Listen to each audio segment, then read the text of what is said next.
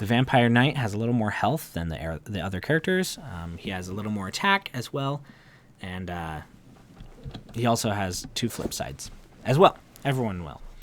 When you use a card, gain 1 health. That's good for if you've got a lot of cards that make you lose health. This can just basically negate that. Each time you kill 2 enemies, draw a card. They're not really perfect. I do want to change their abilities. If you have any ideas, please let me know. In fact, I think in one of my videos I had a really great idea, and I need to go back and look at that. So I will have to do that.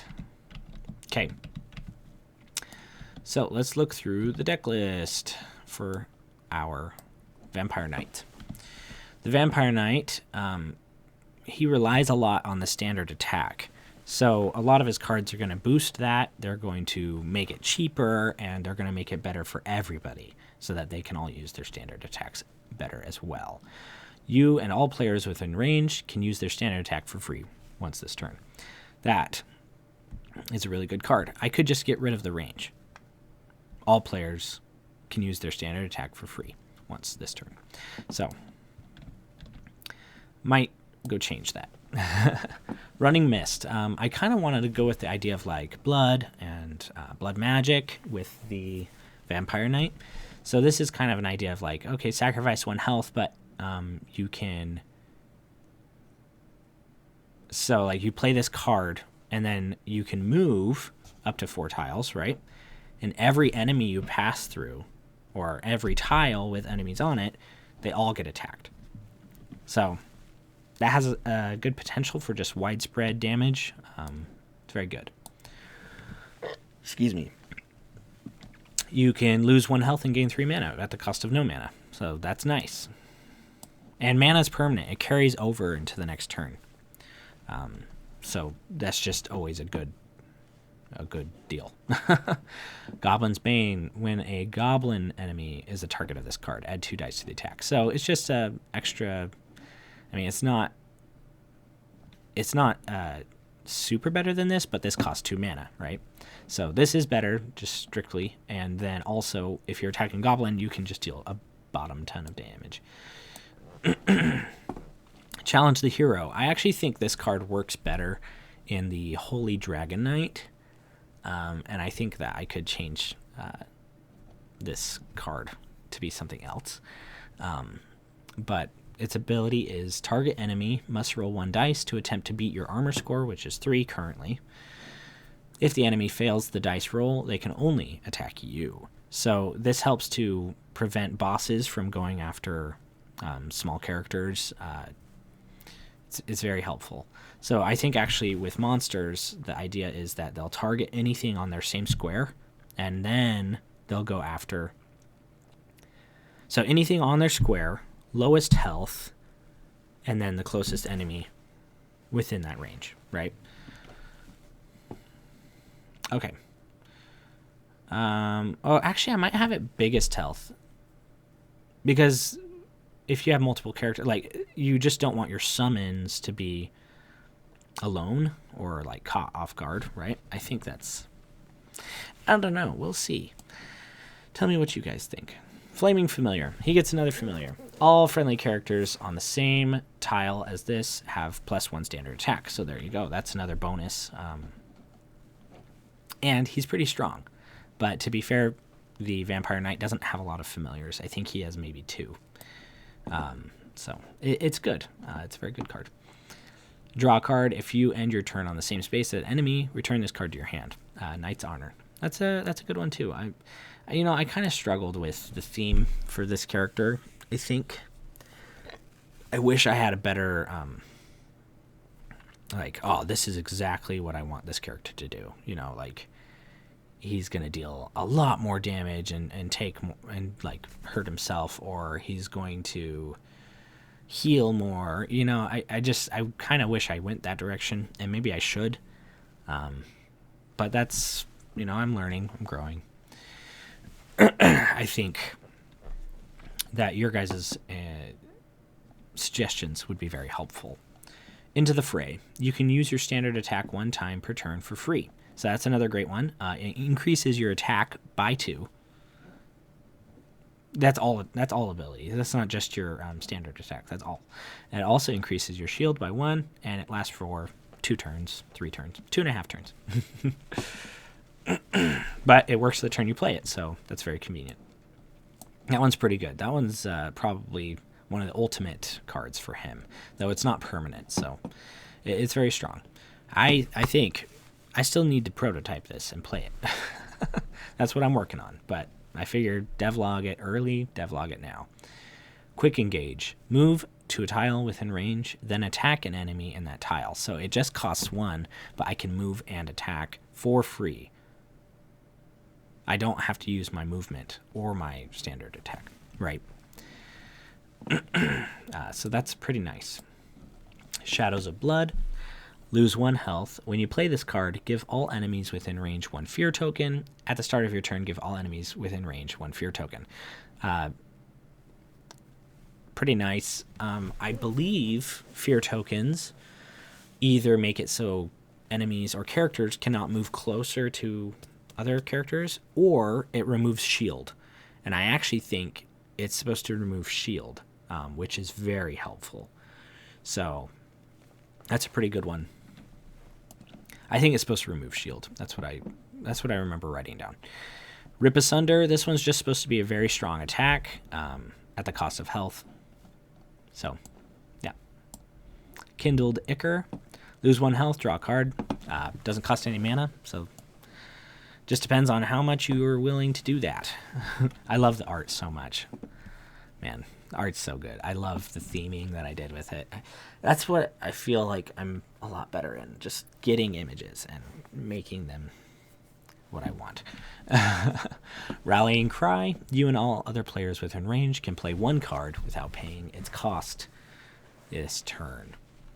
So that can be very powerful. That can basically anyone can play a 3 mana card this turn. Everyone can play a 3 mana card for 0 cost. Javelin of Sukon. Sukon, the Hex Mage, if anyone remembers that from Legends of Nara. None of you have played Legends of Nara, so it doesn't matter. Just a basic attack, 3 range, 4 attack. Targets 1 monster. Blazing Heart. Gain 3 health. All enemies within range are attacked. So that's a pretty helpful one, especially for the characters that are losing a lot of health. This just gives you 3 health, and then you just attack everybody on the same tile as you. So that's very helpful. Very good.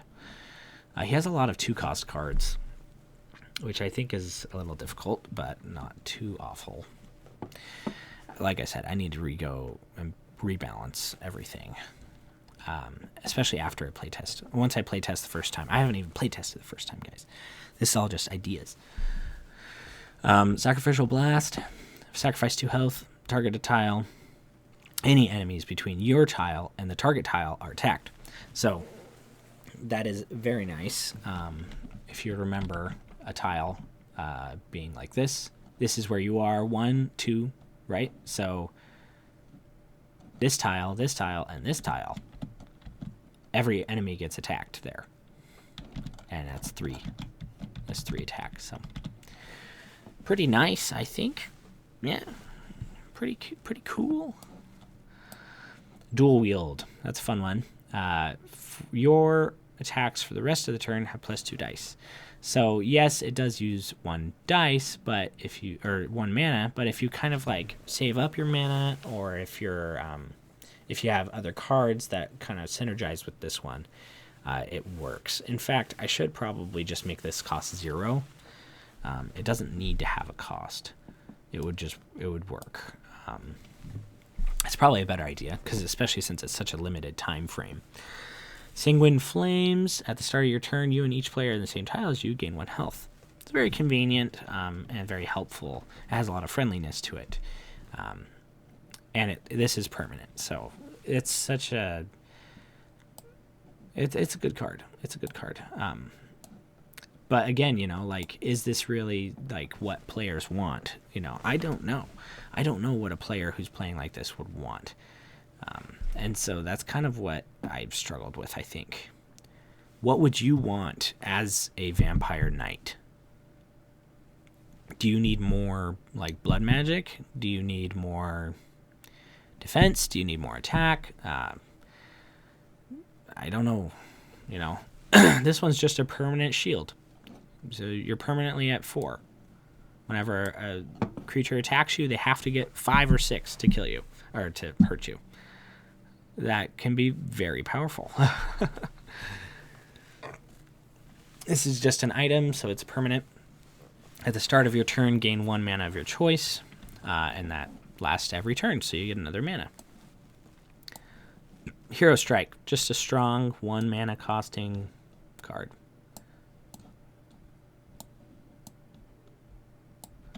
Dark Soul, at the start of your turn, lose 1 health, draw 1 card, and heal a friendly character by 1 health. That's why it costs so much, but... Oops. Whoa. Okay. It does a lot of things. It's great, and that's every turn. So that's pretty powerful. That one's pretty... It's also supposed to be a reference, so... Ancestor's Armor. There's another one that just increases your armor. But it also has thorns on it, right? When attacked, the attacker takes 1 damage. Lose 5 health. All players in range get +2 dice to all attacks. Lasts a long time, but it also costs a lot. So that one's kind of like one of those like, oh, am I willing to pay less in order to, or like, you know, just take more damage but pay less mana so I can do more this turn. So that's just interesting in that way. The Phoenix. This is another familiar or another summon. You may sacrifice this creature and prevent any one source of damage to a player within range. It's very nice. It can basically just keep anybody alive. So that's a very good card. Just to even have, it doesn't need to attack or anything, but you can let it die to save anyone. Knight's Approach. Enemies within range cannot move closer to you next turn. Yeah, I mean, that one's kind of basic. I kind of wish I'd changed some of those. So I need you. I need your help, okay? I want to know what you want from me. Life Drain. Deal damage and heal for the amount that you deal. Nightly Blow. Lose 1 health, but you get attack for 5, which is great. Blood Enhanced Weapons. Lose 2 health, but all of your attacks get +2, including your standard. Well of Spirit. Heal anybody within range for 3. So, yeah, that is the Vampire Knight. I think I can improve him by a lot, but I really want some suggestions. I would love that. Please let me know in the comments what you think he should do. Thank you very much.